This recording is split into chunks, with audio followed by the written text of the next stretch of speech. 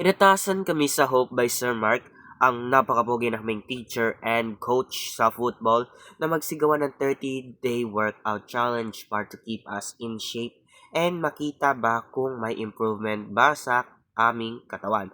And this is my first day. So this is day 1 ng paghihirap. Moving on to the second clip. Bam! Kitang-kita, pagod na, pawisan agad. Pakita pa dila, yaks baha. Then look at that, pagod na pagod. Pero katangahan, may aso pala. Yun, napatingin si Idol. Tumatakbo na lang nga, muntik pa naging isang kwento. At doon, dito na nagtatapos ang day 1 jogging. Thank you!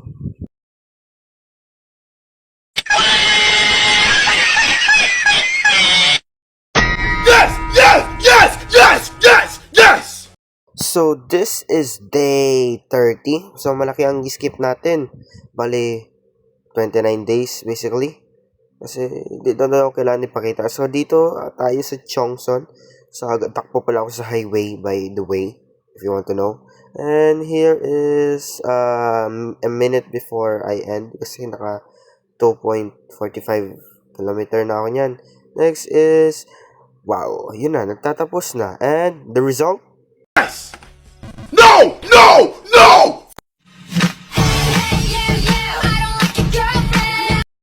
Welcome to the second portion of exercise. This is jumping lunges. So this is 3 by 10. Next is jumping squats. Also 3 by 10. Very goofy looking. Parang thank you. Medyo weird talaga. Next is pogo jumps. Parang jump rope without the rope. 3 by 10 also. Climbers. Also 3 by 10. EQ shuffle, this is 3 by 10 also. This is quite actually difficult, but easy to get hang of it. Next is in out na cone drill, which we use in football and boxing also. Then lastly, we have the planking. So I did 1 minute 30 seconds, 2 sets. So yun lang, and that was all.